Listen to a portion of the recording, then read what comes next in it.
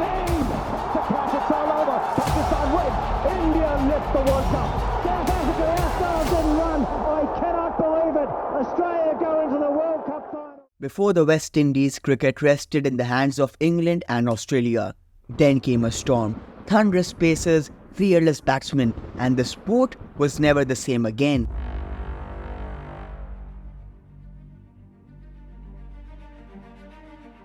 In the 1960s, while the world was still coming to terms with limited overs cricket, a revolution began brewing in the Caribbean. The world saw islands, but together they were thunder. Under the calm but commanding Clive Lloyd, the West Indies didn't walk in to compete, they came to conquer. And they did. 1975, the first ever Men's Cricket World Cup. Clive Lloyd smashing 102 of 85 in the final. West Indies became world champions. 1979, again they conquered. 2 World Cups back to back, unbeaten, unmatched. England all out for 194 or 51 overs, and they lost their last 8 wickets for 11 runs. The West Indies won by 92 runs. In test matches, they were even more brutal. From 1980 to 1995, the West Indies didn't lose a single test series. Not one. The names became legends. Viv Richards, no helmet, no fear, no mercy. Michael Holding, the whispering death. Malcolm Marshall, short in height, giant in pace. Joel Garner, the big bird. Jordan Greenidge, Desmond Haynes, Andy Roberts, and so many more. Bowlers would charge in with fire in their eyes, and batsmen would walk in like warriors. In 1984, they crushed England 5-0 in England, a series now known as Blackwash. They redefined dominance, a team built on pride, unity, and raw talent. But then, the music faded. The legends retired. The system crumbled. The world changed. But West Indies cricket didn't. Player board disputes, declining domestic structures, rising T20 leagues. 2007 knocked out in the Super 8 stages of the World Cup when it was played at home. 2023 failed to qualify. A team once feared, now forgotten. From kings of cricket to outsiders, from glory to heartbreak. This is the story of the greatest high and the saddest fall. This is the story of West Indies cricket.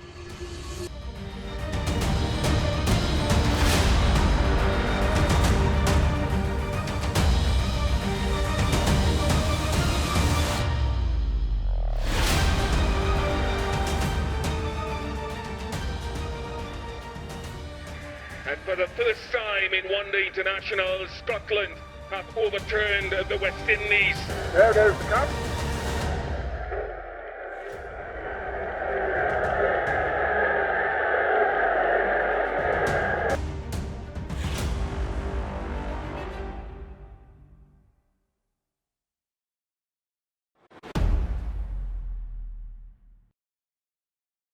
From top of the world to nowhere. The story begins in the 1880s when a team from the Caribbean came together to tour the USA and Canada. A decade later, they started visiting and playing against English sides. By 1926, the Imperial Cricket Conference recognized the West Indies Cricket Board, and in 1928 they played their first official test match. The early years were inconsistent. The biggest challenge was getting the right team. Selection was often influenced by regional bias rather than merit, with players from certain areas favored over others, a major issue we'll explore later in the video. Despite this, in 1935 the West Indies showed their first true potential, beating England 2-1 in a 4-match home series. Players began demonstrating the talent the Caribbean had to offer, though consistency was still a work in progress. After a few inconsistent performances and failures, the selectors realized the importance of picking the right players, paving the way for the 1950 Tour of England, a real turning point. West Indies won the Test Series 3-1 and dominated the first-class matches against the counties, winning 17, drawing 11 and losing just 3. They crushed opponents from town to town, county to county, a tour that announced West Indies were no longer outsiders. The 1960s elevated them further. In 1963 and 1966, they won in England under captains Frank Worrell and later Gary Sobers, proving that their victories were no fluke. A record of 5 consecutive Test series wins demonstrated the strength and depth of the team. Legends like Rohan Kanhai, Charlie Griffith, Wes Hall, Conrad Hunt, Basil Butcher, Lance Gibbs, and others cemented a golden generation. In 1974, Clive Lloyd became captain of a formidable side. The 1975 World Cup was the first of its kind, and West Indies remained unbeaten to lift the trophy, but even champions looked to improve. After the World Cup, when they toured Australia, the Aussie pacers unleashed extreme pace and fierce bouncers, leaving West Indian batters humiliated. The team seemed completely lost. Broken fingers, broken shoulders, cracks on the head, and it was humiliating. It was like a military assault on West Indies cricket. I was naive going to Australia and I thought Test cricket was a gentleman's game. I lost it. I just could not believe that this was taking place. Michael just went and sat down and could not believe, and tears was coming out of his eyes, saying he don't know how guys could play cricket like this so hard. It was not a very happy dressing room, and it was not a happy time. We got a job in.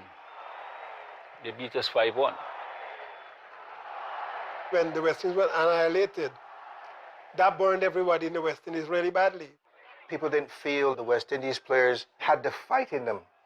This calypso cricket stigma stuck with us.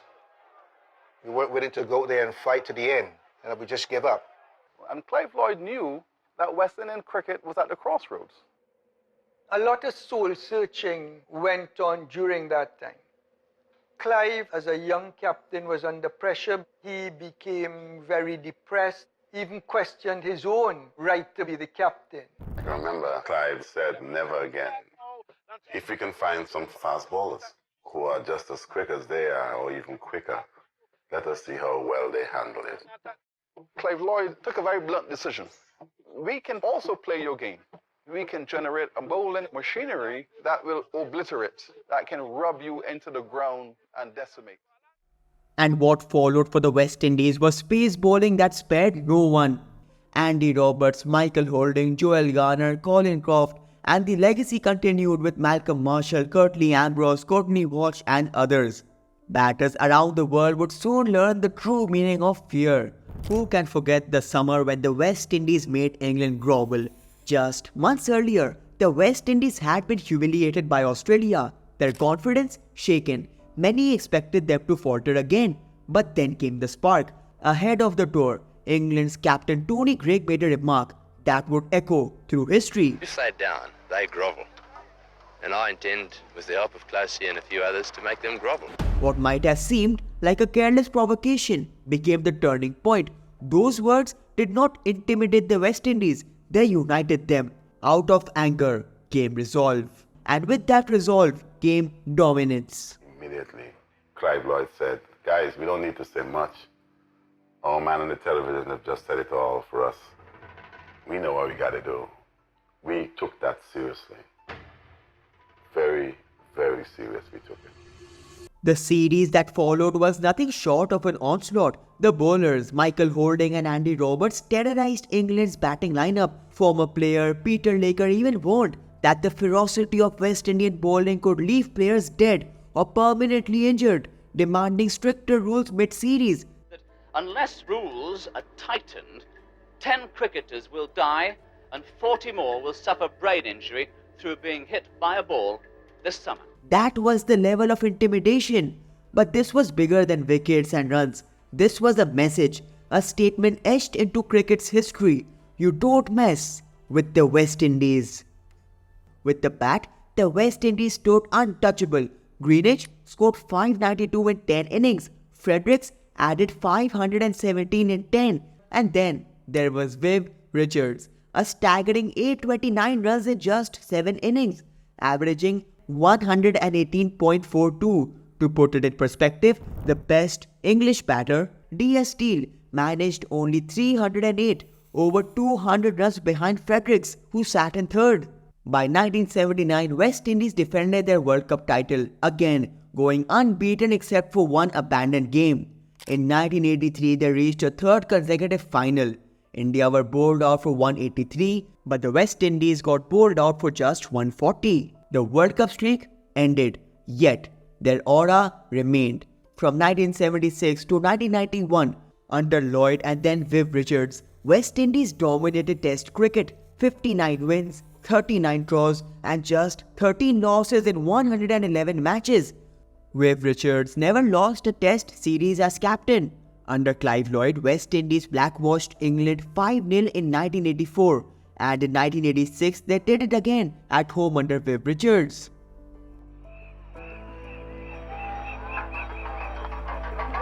And he's caught, it's all over, Allison is gone. 202 then, all out England. On come the crowd.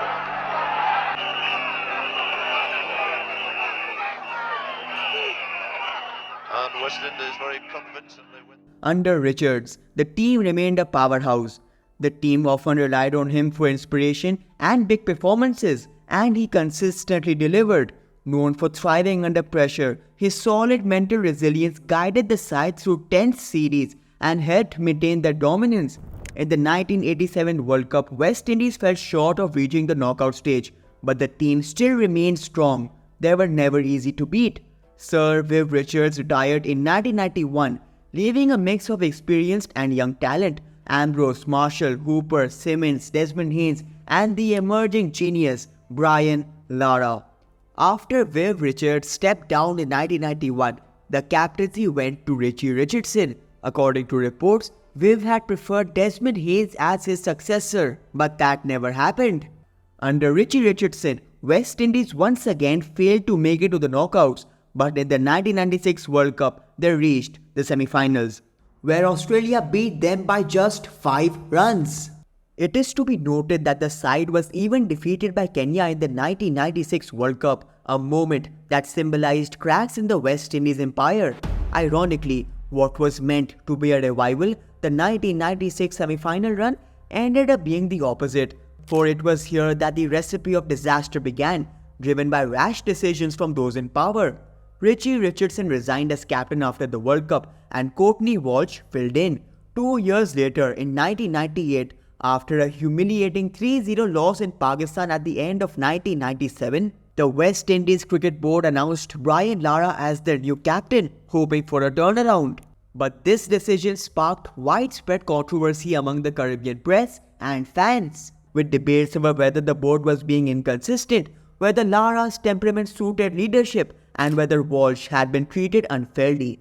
The dispute even grew into a clash of regions. Jamaicans booed Lara, and many believed that Walsh should not have to play under Brian Lara, who was from Trinidad and Tobago. This showed the deep fractures between the islands. Even so, Michael Holden criticized the board, warning that bringing Lara as captain was not a long-term solution and that the authorities were looking in the wrong direction for answers. Changing coaches, managers and captains are not the solutions, and they have been used as scapegoats. Walsh, to his immense credit, continued to play under Lara and publicly supported him, stating that the game was bigger than individual pride. His class held the team together, for had he revolted, matters could have descended into chaos. Brian Lara delivered on the field, leading West Indies to a 3-1 triumph in the Test matches and 4-1 in the ODIs over England. In 1998, the West Indies made it to the finals of the ICC Knockout Trophy, but were beaten by South Africa. Later that year, in November, Lara led a player strike over pay issues. He was sacked but soon reinstated as captain, but the controversies were far from over. On that tour, South Africa won the 5-match Test Series 5-0 and the 7-match ODI Series 6-1. Following this, Lara was placed on probation for 2 Test matches and told he needed to make significant improvement in his leadership skills. To compound matters, West Indies failed to make the Super 6 stage of the 1999 World Cup. Lara carried the team as best as he could, producing moments of brilliance, but inconsistency crept in and the team's growing dependency on him became glaring. In the year 2000, Lara resigned as captain, calling his stint a mix of moderate success and devastating failures, and also took a break from the game. The board turned to Jimmy Adams, appointing him captain with Ricky Skerritt as manager and Roger Harper as coach. Adams oversaw Test victories against Zimbabwe and Pakistan, but in 15 Test matches his side won only 4. lost 8 and drew 3. The legacy built by Clive Lloyd and Viv Richards seemed to vanish. Then came a shocking twist. Carl Hooper, who had announced his sudden retirement on the eve of the 1999 World Cup, came out of retirement and was immediately handed the captaincy. Unsurprisingly, the gamble did little to restore fortunes. Under Hooper, West Indies flopped in the 2002 Champions Trophy and failed again to make the Super 6 at the 2003 World Cup. On April 1, 2003, Brian Lara was reinstated as captain of the West Indies. This time, he produced iconic moments. In 2004, he led West Indies to victory in the ICC Champions Trophy, their first major ICC title since 1979.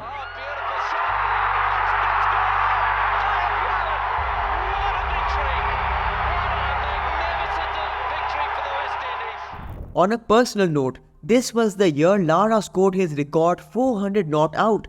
For West Indies cricket, it also seemed like the beginning of a rise, with a new generation of quality players emerging. But despite flashes of brilliance, consistency was missing. Winning bilateral series was becoming a challenge. When an ESPN Cricket Info correspondent visited the Caribbean during this period, he met a local who remarked, "Most of us here know that we don't like it. We don't like it at all, but we can't see it changing anytime soon. Maybe never. Not with the players we've got coming through, not with this bunch. They're just lazy, and if anyone thinks any different, thinks things will be back to the days we were showing your boys how to play proper cricket, then they need praying for too." Questions were raised if there was even enough effort being put in by the players. By then, West Indies were depending on Bangladesh and Zimbabwe to keep them afloat in the test rankings, and their cricket was going downhill in ODI cricket too. But still, they managed to reach the final of the 2006 Champions Trophy, raising expectations for the 2007 World Cup at home. But disappointment followed. They failed to make it past the Super 8s. A broken Brian Lara retired as another chapter of a cricket legend came to a close. Even so, the team still looked strong on paper, but Lara's retirement in 2007 forced a shift in focus. Almost by default, West Indies cricket turned towards T20s, and here, a new golden thread was spun. Stars like Gale, Bravo, Pollard, Narayan, Sammy and later Russell, they dazzled crowds around the world with their flamboyant, fearless cricket, bringing glory in the shortest format, with West Indies winning 2 ICC T20 World Cups in 2012 and 2016. But while T20 success rekindled the entertainment value, the gaps in ODIs and test matches grew wider. The cracks over the years became impossible to ignore. In the 2011 World Cup, West Indies were thrashed by Pakistan in the quarterfinals. In 2017, they even failed to qualify for the Champions Trophy. In the 2022 T20 World Cup, they failed to make the Super 12 stage, and in 2023, humiliation was complete. Losses to Netherlands, Scotland and Zimbabwe in the ODI qualifiers meant they missed the World Cup entirely. As the years pass, new talent keeps emerging, but the overall structure never recovers. From being the most crowd-pleasing, dominant, unbreakable force in world cricket, West Indies have fallen to a stage where simply qualifying for major tournaments is in doubt. The decline is not due to lack of talent, but to frequent changes in leadership, poor governance by the board, regional rivalries undermining unity, an over-reliance on individual brilliance, and finally, an overindulgence in T20 cricket at the expense of the longer formats. The question remains, what broke the spine of a team the world once called invincible? From the very beginning, West Indies cricket carried the weight of regional divides. These cracks in unity not only shaped selection but also created instability in leadership, and their effects are still felt today. It started in the 1880s when a team from the Caribbean toured the USA and Canada. The side was dominated by white players under British control, and black cricketers were mostly excluded. By 1900, a few black players were finally picked to make the matches more competitive, but the selection process remained biased. The problems deepened after the First World War, when the West Indies were invited to tour England in 1923. Each colony was given a quota of players. This meant selectors couldn't simply pick the best 11. Unsurprisingly, the captain and vice-captain were white, and batting, considered a socially superior discipline, was reserved for the English players, while bowling was left to black players. As cricket grew in the Caribbean through the 1920s and 1940s, those tensions hardened into inter-island rivalries. Selection often had more to do with geography than merit, with players from certain territories favored over others. Yet, even then, talent still shone through. On the field, as long as the team performed, the politics behind the scenes could be ignored. That was especially true during the golden generation. The West Indies became unstoppable. Their brilliance and dominance held everything together. Success made unity feel effortless. The aura of those players was unmatched, and the triumphs allowed regional divides to fade into the background. But when Richards retired in the 1990s, things began to unravel. Lloyd had provided long-term stability, and Richards carried it forward. After them, there was no leader who commanded universal respect. Regional politics quickly resurfaced. In fact, Viv Richards wanted Desmond Haynes to succeed him, but the board chose Richie Richardson instead.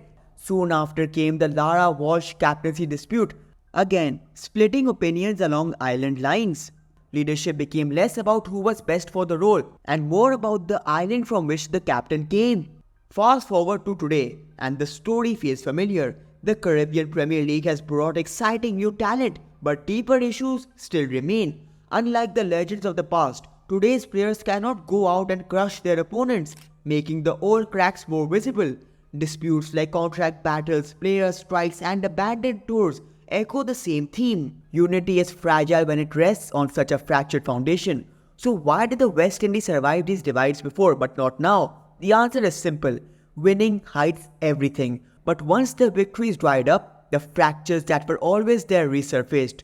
Unity was never natural. It was held together by brilliance and glory. With all the talk of regional divides, questions also arise about the West Indies board itself, its conflicts with players, its governance, and in its finances. The first major flashpoint came in 1977 when Australian TV mogul Gary Packer launched World Series cricket. He offered unprecedented sums of money to the world's best players, and West Indian stars such as Clive Lloyd, Viv Richards, Jordan Greenidge, Andy Roberts, Joel Garner, and Michael Holding quickly signed up. For men who had long felt underpaid and underappreciated by the West Indies Cricket Board, the choice was obvious. The board and the ICC responded by banning the Packer players from official cricket. But almost immediately, the weakness of that stance was exposed. West Indies included Packer players in their 1978 series versus Australia, openly defying the ICC ban.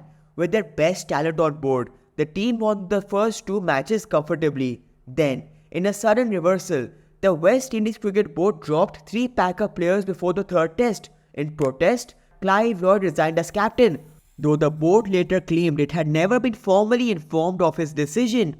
Forced to field 6 debutants, West Indies were crushed in that match. The result sent a clear message to the board. Without their top players, they could not remain competitive. Meanwhile, the unofficial Packer West Indies side dominated matches elsewhere, underlining just how essential those players were. Behind the scenes, conversations took place between the organizers and all the important members involved. Eventually, the bans were lifted and Lloyd and his men were reinstated. What followed was a decade of West Indian dominance, but the episode had exposed the dangerous truth. Relations between board and players were fragile, and money, or the lack of it, could easily tear the team apart. The cycle repeated in 1983, when some players defied the board and took big money to tour apartheid South Africa as rebels. This raised a lot of questions, but their choice reflected the financial desperation players often faced. By the 1990s, the disputes had become almost routine. Lara clashed multiple times with the board over pay issues, sponsorship disputes, and other internal matters. What had once been isolated incidents was now becoming a pattern. That pattern turned to crisis in the 2000s. In 2009, a pay dispute saw senior players refuse to tour Bangladesh. The board sent a second-string 11 who went on to lose both the Test and ODI series, historic defeats that embarrassed the region. Then, in 2014, led by Dwayne Bravo, the team abandoned the door of India midway through, protesting central contracts. The fallout was intense. The BCCI demanded $42 million in damages from the West Indies Cricket Board. A few years later, India waived this penalty.